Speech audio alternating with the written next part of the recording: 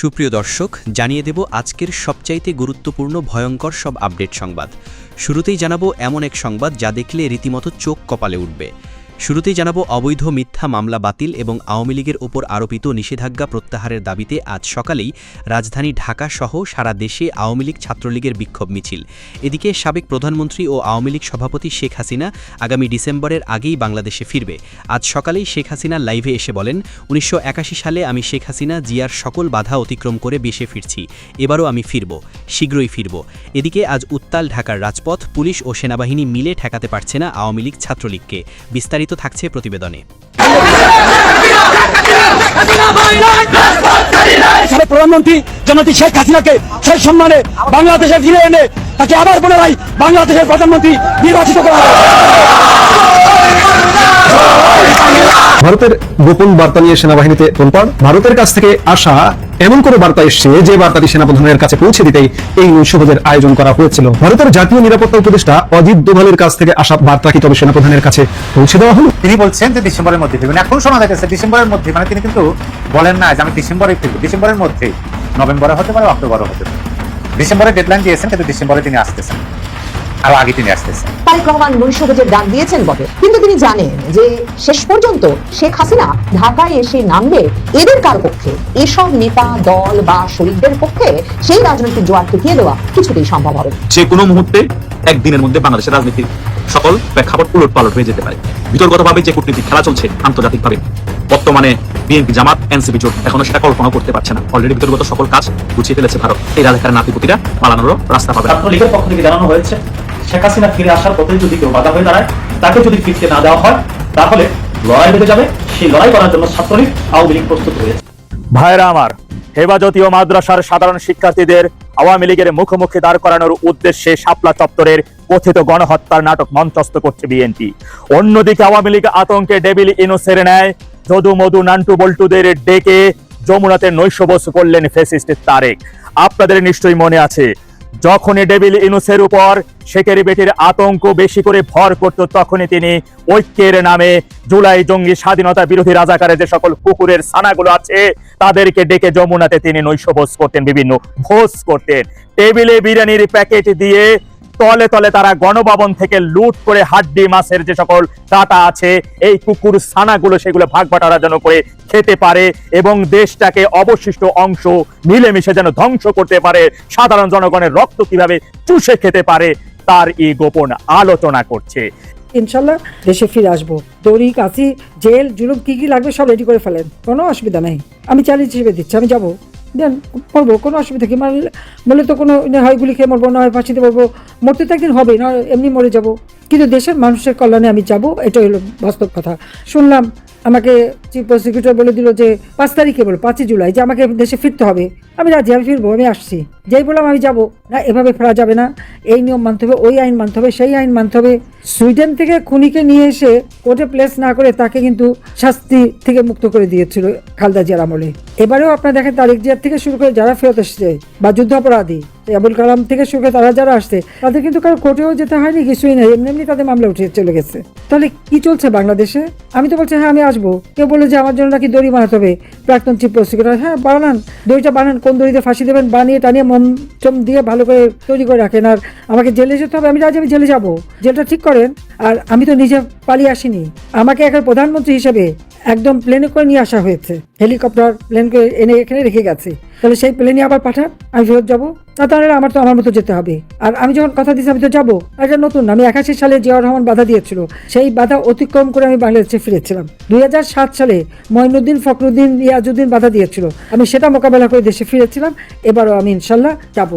বাংলাদেশের মানুষের উপর এত অত্যাচার, জুলুম, নির্যাতন, এইভাবে অনিয়ম, ওর থেকে বাংলাদেশে যাই। হ্যাঁ, মৃত্যু থাকলে তো মরবো, এতে কোনো কথা নেই, মানুষ তো চিরদিন বাঁচে না, কিন্তু বাংলাদেশের মানুষের পাশে দাঁড়াতে হবে। আজকে বন্যার সময় আমরা থাকলে তো এই একদিনও 24 ঘন্টা দেরি করতে হতো না, সেখান থেকে সকলে উদ্ধার করা, তাদের খাদ্যের ব্যবস্থা করা সব আমরা করতাম। হ্যাঁ, আমাদের ছাত্রলীগ, যুবলীগ, স্বেচ্ছাসেবক, আওয়ামী লীগের লোকরা করছে, যারা যতটুকু পাচ্ছে, কারো কিছু নাই তো। অর্থনৈতিকভাবে সবাইকে পঙ্গু করেছে, অর্থনৈতিকভাবে তাদের যত ব্যবসা প্রতিষ্ঠান যা কিছু ছিল, চাকরি বাকরি সবই খেয়েছে। সংসদের বর্ষাকালীন অধিবেশনের প্রথম দিনে রণক্ষেত্র দিল্লির প্রাণকেন্দ্র। একদিকে টিয়ার গ্যাসের শেল, অন্যদিকে ক্ষুব্ধ ছাত্র যুবদের স্লোগান। নিট পরীক্ষার প্রশ্নপত্র ফাঁস এবং 21 জন পরীক্ষার্থীর আত্মহত্যার প্রতিবাদে উত্তাল হয়ে উঠল দেশের রাজধানী। কিন্তু কারা এই আন্দোলনকারী, কেনই বা তাদের এই সংসদ চলো অভিযান? আসুন জেনে নেওয়া যাক আজকের এক্সপ্লেইনারে। ঘটনার সূত্রপাত সম্প্রতি ভারতে ঘটে যাওয়া নিট পরীক্ষার প্রশ্নপত্র ফাঁস কেলেঙ্কারিকে কেন্দ্র করে। এই জালিয়াতি ও অনিশ্চয়তার কারণে সারা দেশে অন্তত 21 জন ছাত্রছাত্রী আত্মহত্যা করেছেন বলে অভিযোগ উঠে এসছে। এই ঘটনার দায় নিয়ে ভারতের কেন্দ্রীয় শিক্ষামন্ত্রী ধর্মেন্দ্র প্রধানের ইস্তফা চেয়ে 20 জুলাই সংসদ ভবন অভিযানের ডাক দেয় অভিজিৎ দীপকের নেতৃত্বাধীন ককরোচ জনতা পার্টি সিজেপি। তাদের সাথে যোগ দেন দেশের বিভিন্ন প্রান্ত থেকে আসা হাজার হাজার ছাত্র, যুব ও প্রতিবাদী মানুষ। সংসদের বর্ষাকালীন অধিবেশনের দিনই নিজেদের বার্তা সরকারের কাছে পৌঁছে দিতে চেয়েছিল আন্দোলনকারীরা, কিন্তু পুলিশও প্রস্তুত ছিল। দিল্লি পুলিশ আগেই জানিয়ে দেয় এই মিছিলে কোনো অনুমতি নেই। যন্তর মন্তর থেকে সংসদ ভবনের পথে মোতায়েন করা হয় সিআরপিএফ, র্যাফ এবং বসানো হয় একাধিক ব্যারিকেড। সকাল 10টায় প্রধানমন্ত্রী নরেন্দ্র মোদীর ভাষণের পরপরই মিছিল এগোতে শুরু করে। লাঠিচার্জ, ব্যারিকেড টপকে আন্দোলনকারীরা পৌঁছে যান প্রেস ক্লাব এবং পরবর্তীতে রেল ভবন পর্যন্ত। পরিস্থিতি নিয়ন্ত্রণে আনতে পুলিশকে টিয়ার গ্যাসের শেল ছুটতে হয়। এই আন্দোলনের অন্যতম বড় স্তম্ভ ছিলেন লাদাখের বিখ্যাত পরিবেশ কর্মী ও শিক্ষাবিদ, ম্যাগসেসে পুরস্কার প্রাপ্ত সোনাম ওয়াংচুক। তিনি শিক্ষামন্ত্রীর ইস্তফা চেয়ে 28 জুন থেকে টানা অনশনে বসেছিলেন, কিন্তু 18 জুলাই পুলিশ তাকে অনশন মঞ্চ থেকে তুলে নিয়ে দিল্লির সফদরজং হাসপাতালে ভর্তি করায়। সোনাম ওয়াংচুক হাসপাতালে চিকিৎসাধীন থাকলেও আন্দোলনে মূল ভূমিকা নেন তার স্ত্রী গীতাঞ্জলি আংমো। তিনি পুলিশের বিরুদ্ধে হয়রানি ও সোনাম ওয়াংচুকের স্বাস্থ্য নিয়ে মিথ্যাচারের অভিযোগ তোলেন এবং বলেন এই সরকার জনবিরোধী, এর বিরুদ্ধে প্রতিবাদ চলবে। বিকেলে ককরোচ জনতা পার্টির সহ প্রতিষ্ঠাতা সৌরভ দাস ও আশুতোষ রাঙ্কা কেন্দ্রীয় স্বাস্থ্যমন্ত্রী জেপি নাড্ডার কাছে একটি হলফনামা জমা দেন। তাদের প্রধান দাবি 3টি। 1. সোনাম ওয়াংচুককে হাসপাতাল থেকে মুক্তি দেওয়া। 2. শিক্ষামন্ত্রী ধর্মেন্দ্র প্রধানের ইস্তফা। 3. মৃত নিট পরীক্ষার্থীদের পরিবারকে 1 কোটি টাকা ক্ষতিপূরণ দেওয়া। অন্যদিকে বিজেপি নেতারা এই প্রতিবাদের তীব্র সমালোচনা করেন। বিজেপি নেতা মনোজ তিওয়ারি এবং শাহনওয়াজ হুসেনের মতে বিরোধী দলগুলো দেশকে অস্থিতিশীল করতে আন্দোলনকারীদের ব্যবহার করছে। যদিও আন্দোলনকারীদের বক্তব্য স্পষ্ট, দাবি পূরণ না হওয়া পর্যন্ত আন্দোলন থামবে না। দিন গড়িয়ে সন্ধ্যা নামলেও আন্দোলন কেবল সংসদ ভবনে আটকে থাকেনি, ছড়িয়ে পড়ে দিল্লির কর্নাট প্লেস ও আশপাশের এলাকাগুলোতে। শিক্ষার্থীদের আন্দোলন এবং কেন্দ্রীয় সরকারের অবস্থান কোন দিকে মোড় নেবে ভারতের শিক্ষা ব্যবস্থাকে কেন্দ্র করে শুরু হওয়া এই লড়াই। বিক্ষোভের আজ কেবল রাজপথে সীমাবদ্ধ থাকেনি, ছড়িয়ে পড়ে দিল্লির রাজীব চক ও কর্নাট প্লেসের মতো ব্যস্ত এলাকাগুলোতেও। এর মধ্যেই দুপুর 2টো নাগাদ তৈরি হয় চরম বিভ্রান্তি। সোশ্যাল মিডিয়া এক্সে ককরোচ জনতা পার্টির মুখপাত্র সৌরভ দাস অভিযোগ করেন দলের প্রধান অভিজিৎ দীপকে পুলিশ তুলে নিয়ে গেছে এবং কেরালা হাউসের সামনে গীতাঞ্জলি আংমোকে হেনস্থা করা হয়েছে। পরিস্থিতি হাতের বাইরে যাওয়ার উপক্রম হতেই আসরে নামে দিল্লি পুলিশ। তড়িঘড়ি এক্সে পোস্ট করে জানানো হয় অভিজিৎ দীপকে গ্রেফতার বা আটক কোনোটি করা হয়নি। অতিরিক্ত police commissioner Rajiv Ranjan video বার্তা দিয়ে দিল্লিবাসীকে গুজবে কান না দিতে এবং শান্তি বজায় রাখার আকুল আবেদন জানান। এদিকে হঠাৎ করে এই খবর এলো প্রধানমন্ত্রী তারেক রহমানের অত্যন্ত প্রতীক্ষিত ও গুরুত্বপূর্ণ দিল্লি সফরটি নাকি স্থগিত হয়ে গেছে। আর ঠিক একই সময়ে আটলান্টিকের অপার থেকে উড়ে আসছেন মার্কিন যুক্তরাষ্ট্রের অত্যন্ত প্রভাবশালী বিশেষ দূত সার্জিও গুড। শুধু কি তাই, ভারতের নতুন হাই কমিশনার দীনেশ ত্রিবেদী ঢাকায় পা রাখার সঙ্গে সঙ্গে এই মার্কিন দূত তাকে কিন্তু এক উষ্ণ অভ্যর্থনাও জানিয়ে বসেছিলেন। কিন্তু কেন?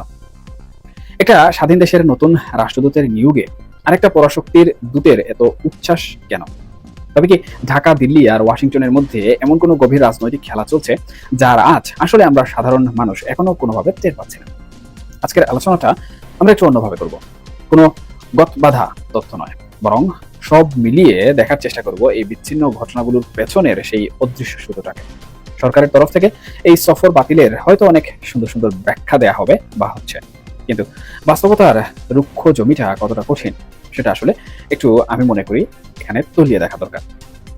দেখুন সুপ্রিয় দর্শক, ভারতের সাথে আমাদের এখন যারা দর কষাকষি করছেন বা যাদের পাঠানো হচ্ছে তাদের দিকে একটু ভালো করে তাকান। বিপরীতে কি আছেন জানেন? সেখানে বসে আছেন অজিত দোভাল, যাকে আধুনিক ভারতের চাণক্য বলা হয়ে থাকে। সেলুলয়েডের জেমস বন্ড যদি পর্দা ছিঁড়ে বাস্তবে নেমে আসেন, তবে তিনি হলেন এই অজিত দোভাল।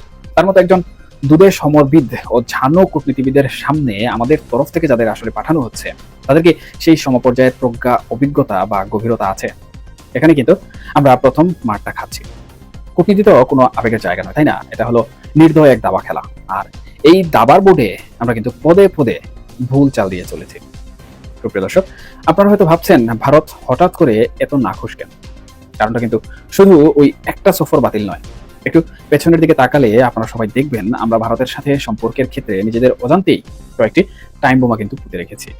গঙ্গা পানি চুক্তির মেয়াদ শেষ হয়ে গেছে, কিন্তু সেটা নবায়নের কোনো কার্যকর বা দৃশ্যমান উদ্যোগ আমরা এখনো কিন্তু দেখতে পাচ্ছি না। অন্যদিকে তিস্তা নিয়ে আমরা চীনের দিকে হাত বাড়িয়েছি, এটাও কিন্তু ভারতের সাথে সরাসরি এক ধরনের শত্রুতা সৃষ্টি করার যোগ্য। একবার চোখ বন্ধ করে দৃশ্যপটটা কল্পনা করুন তো, চীনের টাকায় তিস্তা ব্যারেজ হবে, উত্তরবঙ্গের লালমনিরহাটে সামরিক বিমান ঘাঁটি তৈরি হবে, আর মায়ানমার হয়ে চীনের একটা বিশাল করিডোর সরাসরি বাংলাদেশের বুক চিরে যাবে। ভারত কি এটা চুপচাপ বসে বসে দেখবে? কখনোই না। 2001 থেকে 2006 সালের সেই কুখ্যাত 10 ট্রাক অস্ত্র মামলার স্মৃতি আর উত্তর পূর্ব ভারতে বিচ্ছিন্নতাবাদীদের মদত দেওয়ার যে পুরনো ঐতিহাসিক চ্যাপ্টার বা ঐতিহাসিক ক্ষত সাউথ ব্লক কিন্তু সেটা আজও ভুলেনি। তারা হয়তো আশা করেছিল বর্তমান সরকার সেই আস্থার জায়গাটা নতুন করে পুনর্নির্মাণ করবে, কিন্তু আমরা আসলে কি দেখছি? আমরা পড়লাম এক অদ্ভুত দুদুল্যমানতায়, না পারছি এদিকে যেতে, না পারছি ওইদিকে যেতে, আবার না পারছি সবার সাথে সমান তালে চলতে। আর ঠিক এই দুদুল্যমানতার সুযোগটাই কিন্তু পুরোপুরি কাজে লাগাচ্ছে বর্তমান সময়ে মার্কিন যুক্তরাষ্ট্র।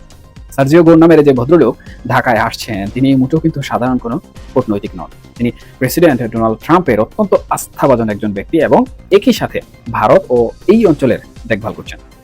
কেন আসছেন তিনি হঠাৎ করে? কারণ বাণিজ্য চুক্তির কঠিন বেড়াজাল থাকার পরও বাংলাদেশ যেভাবে অত্যন্ত কৌশলে চীন ও রাশিয়ার সাথে ঘনিষ্ঠ হওয়ার চেষ্টা করছে, সেটা ওয়াশিংটনের তীক্ষ্ণ নজর কিন্তু কোনোভাবে এড়ায়নি। যার ফলশ্রুতিতে আমরা দেখতে পাচ্ছি মার্কিন এই বিশেষ দূত ঢাকা সফরে আসছেন। আমাদের দেশের যে সকল গণমাধ্যম সমূহ আছে, সে সকল গণমাধ্যম সমূহের মধ্যে একটা প্রতিবেদন এই বিষয়ে প্রচারিত হয়েছে। এখানে তারা দাবি করছে যে রাজনৈতিক যে পরিস্থিতি, সেই রাজনৈতিক পরিস্থিতি দেখার জন্য সার্জিও গোর বাংলাদেশে আসছেন। এখন প্রশ্ন হচ্ছে এই রাজনৈতিক পরিস্থিতিটা আসলে কি? আর এখানে কিন্তু সুপ্রিয় দর্শক, বাংলাদেশ আওয়ামী লীগের পুনর্বাসনের চ্যাপ্টারের কথাটি চলে আসে। আপনারা হয়তো বলতে পারেন যে বহুদিন ধরে, অর্থাৎ 2024 সালের 5 আগস্টের পর থেকে কিন্তু আওয়ামী লীগের পুনর্বাসন, আওয়ামী লীগে বাংলাদেশের রাজনীতিতে ফিরে আসা, শেখ হাসিনা রাজনীতিতে ফিরে আসা, এইসব নিয়ে বহু কথা আমরা বহুবার বলেছি, কিন্তু এই বিষয়গুলো আপনারা হয়তো বাস্তবের চোখে দেখতে পাননি এখন পর্যন্ত। এখানে আমি সংক্ষেপে একটি কথা বলে নিই, যেটা আমি সবসময় বলি। দেখুন, রাজনীতি হচ্ছে স্লো পয়জনের মতো, এটা অত্যন্ত ধীর গতিতে কাজ করে। আমরা যে সকল কথাবার্তা বলি, যে সকল তথ্য উপাত্তের মাধ্যমে বিশ্লেষণগুলো করি, এগুলোর মাধ্যমে কিন্তু এটা বোঝায় না যে রাতারাতি কোনো কিছু ঘটে যাবে। আপনারা খেয়াল করলে দেখবেন 2024 সালের 5 আগস্টের পরের আওয়ামী লীগ আর এখনকার আওয়ামী লীগ রাজনীতি তফাৎ। তাহলে সার্জিও গোরের এই রাজনৈতিক পরিস্থিতি পর্যবেক্ষণের বিষয়টি আসলে কি হতে পারে? দেখুন, আওয়ামী লীগ বাংলাদেশের রাজনীতি থেকে নিষিদ্ধ রয়েছে, তারা বাংলাদেশের রাজনীতিতে ফিরতে চাচ্ছে কিন্তু পারছে না, তাদেরকে সুযোগ দেওয়া হচ্ছে না। অপরদিকে বাংলাদেশের বর্তমান যে রাজনৈতিক পরিস্থিতি, সেই রাজনৈতিক পরিস্থিতিতে বর্তমানে যারা রাজনীতির মাঠে রয়েছে তাদের মধ্যেও কিন্তু যে ঐক্যমত ছিল, সেটাও কিন্তু এক কথায় বলা চলে ভেঙে গেছে, তাদের মধ্যেও কিন্তু ফাটল দেখা গেছে। এমন অবস্থায় দেশে অস্থিতিশীল হলে আওয়ামী লীগ কিন্তু বাংলাদেশের রাজনীতিতে নিজেরা এই জনগণের ম্যান্ডেটকে কাজে লাগিয়ে ফিরে আসবে। এটা হলে কি হবে? এটা হলে আমেরিকা আসলে যে বিষয়গুলো চায়, আমেরিকার যে নির্দিষ্ট স্বার্থ রয়েছে, সেই স্বার্থের মধ্যে ভাটা পড়ে যাবে। কারণ যখন একটি শক্তিশালী দল, যদি আমি বলি বিরোধী দল আওয়ামী লীগকে, তাহলে এখানে কিন্তু মন্দ হবে না। একটি শক্তিশালী বিরোধী দল যখন রাজনীতির অভ্যন্তরে প্রবেশ করবে, তখন সরকারের যে কোনো সিদ্ধান্ত, যে কারো স্বার্থের সিদ্ধান্ত নিতে হলে কিন্তু অত্যন্ত বিচক্ষণতার সাথে নিতে হবে। এদিকে বাংলাদেশে স্থানীয় সরকার নির্বাচনে আওয়ামী লীগকে অংশ নিতে না দিতে নির্বাচন কমিশনকে চিঠি জামায়াতের। আসন্ন স্থানীয় সরকার নির্বাচন আওয়ামী লীগের কেউ যাতে অংশ নিতে না পারে, সেজন্য নির্বাচন কমিশনকে চিঠি দিয়েছে জামায়াত ইসলাম। আগামী সেপ্টেম্বর মাস থেকে বাংলাদেশে দফায় দফায় অনুষ্ঠিত হওয়ার কথা স্থানীয় সরকার নির্বাচন। স্থানীয় সরকার প্রতিষ্ঠার আসলে পঞ্চায়েত বা পৌরসভা আসন্ন স্থানীয় সরকার নির্বাচনে আওয়ামী লীগের কেউ যাতে অংশ নিতে না পারে, সেজন্য নির্বাচন কমিশনকে চিঠি দিয়েছে জামায়াত ইসলাম। চলতি বছর 12 ফেব্রুয়ারি বাংলাদেশের জাতীয় সংসদ নির্বাচন অনুষ্ঠিত হয়। ওই নির্বাচনে অংশ নিতে পারেনি আওয়ামী লীগ। বাংলাদেশ সরকার আওয়ামী লীগের কার্যক্রম নিষিদ্ধ ঘোষণা করার পর নির্বাচন কমিশনও তাদের নিবন্ধন বা রেজিস্ট্রেশন বাতিল করে দিয়েছে। কিন্তু বাংলাদেশ আইন স্থানীয় সরকার নির্বাচনের চরিত্র আলাদা। সেখানে জেলা, উপজেলা এবং পৌরসভা ও কর্পোরেশনের নির্বাচন দলীয় প্রতীকে প্রার্থী হওয়া যায় না। সেই কারণে আওয়ামী লীগ নেত্রী শেখ হাসিনা দলকে নির্দেশ দিয়েছিলেন স্থানীয় সরকার নির্বাচনে অংশ নিতে। জামায়াত ইসলাম নির্বাচন কমিশনকে চিঠি দিয়ে বলেছে, কার্যক্রম নিষিদ্ধ আওয়ামী লীগ কোনো পদধারী বা পরিচিত নেতা কর্মীদের যাতে আসন্ন নির্বাচনে অংশ নিতে না পারে তা নিশ্চিত করতে বিধিমালা পরিবর্তন করা হোক। জামায়াতের দাবি সম্পর্কে বাংলাদেশ নির্বাচন কমিশন এখনো কোনো সিদ্ধান্ত জানায়নি। ওয়াকিবহাল মহল মনে করছে বর্তমানে ক্ষমতাসীন বিএনপি এবং এই ব্যাপারে ইতিবাচক সাড়া না দিলে কমিশন অগ্রসর হবে না। তবে বাংলাদেশ নির্বাচন বিশেষজ্ঞদের একাংশ মনে করেছেন এই ধরনের বিধিনিষেধ আরোপ সহজ হবে না, কারণ এই জন্য আইন পরিবর্তন জরুরি। তাতে স্থানীয় সরকার নির্বাচনে মৌলিক চরিত্র বদলে যেতে পারে বলে অনেকে আশঙ্কা করছেন। এখন দলীয় প্রতীকবিহীন নির্বাচনে যে কেউ অংশ নিতে পারে। বাংলাদেশের চলতি বছর জাতীয় সংসদ নির্বাচনের আগে পর্যন্ত জামায়াতের সর্বোচ্চ প্রাপ্ত আসনের সংখ্যা ছিল 18। বিএনপির সঙ্গে জোট করে ওই আসন পেয়েছিল তারা। এবার আওয়ামী লীগ মুক্ত জাতীয় সংসদ নির্বাচনে তারা 17 আসনে জয়লাভ করছে।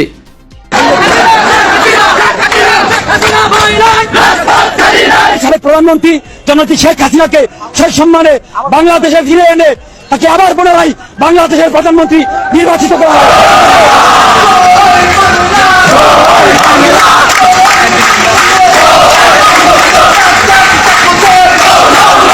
আওয়ামী লীগের কারণে বাংলাদেশ, আওয়ামী লীগের কারণে আপনি কথা বলছেন, আমি কথা বলছি, আমরা কথা বলছি। সেই বাংলাদেশকে যারা ছিঁড়ে পুড়ে খেতে চেয়েছে বিভিন্ন সময়, আওয়ামী লীগ তাদেরকে প্রতিহত করেছে। আওয়ামী লীগ কি বাংলাদেশে রাজনীতি করতে পারবে? দেখেন, আমি নতুন ধারা বাংলাদেশ এনডিবি করছি গত 13 বছর ধরে। এই 13 বছর, প্রথম 9-10 বছর আমার কিন্তু আওয়ামী লীগের সাথে এই যুদ্ধটা চালাতে হচ্ছে। কেন চালাতে হচ্ছে? কারণ আওয়ামী লীগের খাদ্যমন্ত্রী দুর্নীতিবাজ, আওয়ামী লীগের শিল্পমন্ত্রী দুর্নীতিবাজ, আওয়ামী লীগের বাণিজ্য মন্ত্রী দুর্নীতিবাজ। মন্ত্রীদের বিরুদ্ধে আমার বিভিন্ন ধরনের আন্দোলন সংগ্রাম হয়েছে, কিন্তু অ্যাজ এ বঙ্গবন্ধু কন্যা তার বিরুদ্ধে আমার কোনো অভিযোগ অনুযোগ কিছুই কখনোই ছিল না। আর আওয়ামী লীগের ব্যাপারে কি বলবো? আওয়ামী লীগের কারণে বাংলাদেশ, আওয়ামী লীগের কারণে আপনি কথা বলছেন, আমি কথা বলছি, আমরা কথা বলছি। সেই বাংলাদেশকে যারা ছিঁড়ে পুড়ে খেতে চেয়েছে বিভিন্ন সময়, আওয়ামী লীগ তাদেরকে প্রতিহত করেছে। আজকে নতুন ধারার বয়স 13 বছর, কিন্তু আওয়ামী লীগের বয়স 74 বছর। 74 বছরের একটা বৃদ্ধ মানুষ যেমন আগলে রাখে তার সন্তান সন্ততি পরিজনকে, ঠিক তেমনি ভাবে আওয়ামী লীগ বাংলাদেশকে আগলে রাখবার চেষ্টা করেছে। বঙ্গবন্ধু কন্যা সেখানে তার দায়িত্ব পালন করেছেন, এবং সেই আওয়ামী লীগ বাংলাদেশে ফিরবে কিনা সেটা স্পষ্ট ভাবে বলতে যদি হয়, তাহলে আমি বলবো এটা রায় দেবে সেই 6 কোটি মানুষ যারা ভোট দিতে যায়নি। এত বড় কলিজা বের করে নাহিদকে দেখেছে, দেখো আমাদের কলিজা কত বড়, আমরা ভোট দিতে যাচ্ছি না। হাসনাতকে এত বড় কলিজা বের করে দেখিয়েছে, দেখো আমাদের কলিজা কত বড়, আমরা ভোটকে প্রত্যাখ্যান করছি। সেই সাথে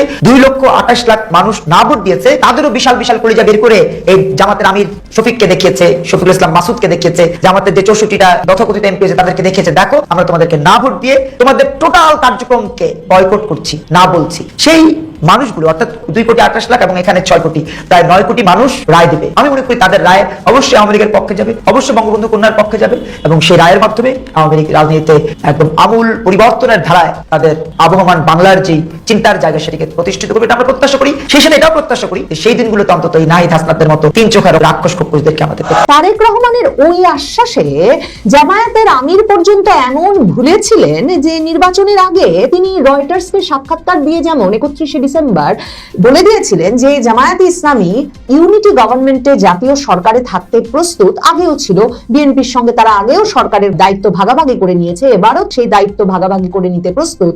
তেমনি খালেদা জিয়ার মৃত্যুর পর তারেক রহমানকে সমবেদনা জানাতে গুলশান কার্যালয়ে উপস্থিত হয়ে জানুয়ারির 1 তারিখে জামায়াতের আমিরও সেই সাক্ষাৎ শেষে বেরিয়ে এসে সংবাদ মাধ্যমকে বলেছিলেন যে দুই নেতা নাকি সম্মত হয়ে গেছেন যে নির্বাচনের পর সরকার কিভাবে গঠন হবে, সরকার গঠনের বিষয়ে তারা আবারও একসাথে বসবেন।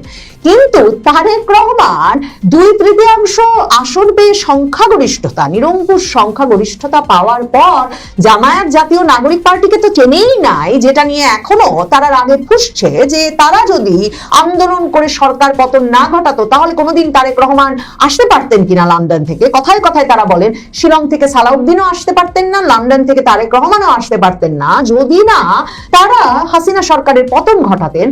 এমনকি তারেক রহমান তার আন্দোলনের শরিক বলে বা বিএনপির নির্বাচন আন্দোলন সকলের শরিক বলে যেসব দলকে স্বীকৃতি দিয়েছেন বা যারা একটা দীর্ঘ সময় ধরে বিএনপির সাথে সাথে থেকেছে, তাদেরকেও এমন ভাবে ক্ষুব্ধ হতাশ করে তুলেছেন যে কেউ এই বিএনপি সরকারের ভাগ পেয়েছে বলে মনে করছে না, কেউ মনে করছে না যে তারেক রহমান তাদেরকে যথাযথভাবে সম্মানিত করেছেন। মানে তারেক রহমান গণ অধিকার পরিষদের নুরুল হক নুরুকে মন্ত্রিত্ব দিয়েছেন, মুসা বিন শমশেরের ছেলে ববি হাজ্জাজকে মন্ত্রিত্ব দিয়েছেন, কিংবা জোনায়েদ সাকিকে মন্ত্রিত্ব দিয়েছেন বটে, কিন্তু এগুলো সবই ঘটেছে এক রকমের তার একটা ব্যক্তিগত লন্ডন জীবনের সম্পর্ক থেকে। নুরুল হক নুরু যেমন সব সময় বলেন যে তারেক রহমান বাংলাদেশে শেখ হাসিনা বিরোধী আন্দোলনের যে কোনো কিছু নির্দেশনা সাধারণত তার মাধ্যমে দিতেন। এমনকি টকশোতে উপস্থিত হয়ে তো এই কথাও বলেছেন যে তারেক রহমান তার হাতে টাকা পয়সা তুলে দিতে বিএনপির বিভিন্ন নেতৃবৃন্দকে একরকমের সমন্বয়ও করতে বলতেন। কাজেই নুরুল হক নুরু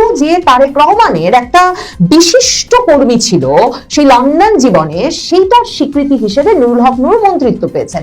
ববি হাজ্জাজও সেই লন্ডনের ঘনিষ্ঠতা তারেক রহমানের কোন রকম কৃতজ্ঞতার বশেই মামুনুল হককে পর্যন্ত, যাকে খালেদা জিয়া পুত্রবৎ দেখতেন, সেই হেফাজতে ইসলামের নেতা খেলাফত মজলিসের প্রধান মামুনুল হককে মোহাম্মদপুরে মনোনয়ন না দিয়ে বরং ববি হাজ্জাজকে মনোনয়ন দিয়ে মন্ত্রী বানিয়েছেন তারেক রহমান। আর জোনায়েদ সাকি কতটা সক্রিয় ছিলেন 2024-এর 5ই আগস্টের সময়, যে সে সময় তাকে রীতিমতো ওই যে সেনাপ্রধান যখন জামায়াতের আমির মির্জা ফখরুল ইসলাম আলমগীর, জাতীয় পার্টির জিএম কাদের সহ সকল নেতৃবৃন্দকে শেখ হাসিনার পতনের পর সরকার গঠনের বৈঠকে বঙ্গভবন নিয়ে গেলেন, তখন জোনায়েদ সাকিকে দেখা গেল যে তিনি সেই জায়গায় রীতিমতো একটা মুখ্য ভূমিকা পালন করছেন। কাজেই এই সব মিলিয়ে যে সরকারটা তারেক রহমান নির্বাচনের পরে গঠন করেছেন, শরিকরা মোটেও মনে করছে না এটা শরিকদের জন্য গঠিত হয়েছে। সকলেই বুঝতে পারছেন, এমনকি বিএনপির সিনিয়র নেতারা যারা সরকারে ঠাঁই পান নাই,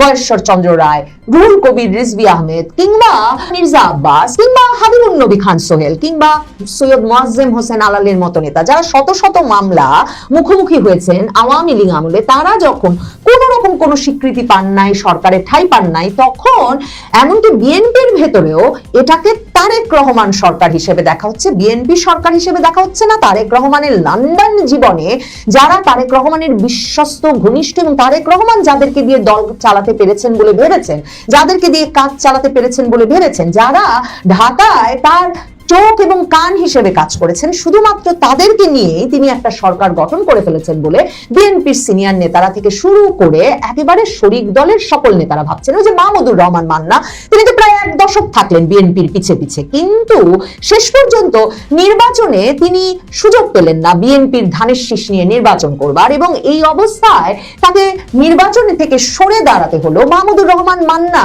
এই যে বিএনপিতে চলে গেলেন একটা একক অবস্থান ছেড়ে, সেই জায়গাটি থেকেও বিএনপি একটা সিনিয়র রাজনৈতিক নেতা হিসেবেও তাকে কিছু মাত্র গুরুত্ব দিল না। এখন এমন বিপদে পড়েছে বিএনপি, যখন শেখ হাসিনা ঘোষণা দিয়েছেন তিনি ডিসেম্বরের মধ্যে আসবেন, তখন তারেক রহমান আবার দিশেহারা হয়ে পড়েছেন। একদিকে তিনিও তো জানেন যে জামাত, জাতীয় নাগরিক পার্টি এবং মেটিকুলাস ডিজাইন পেছনে না থাকলে সত্যিই তো তার কি আর কখনো লন্ডন থেকে আসা হতো?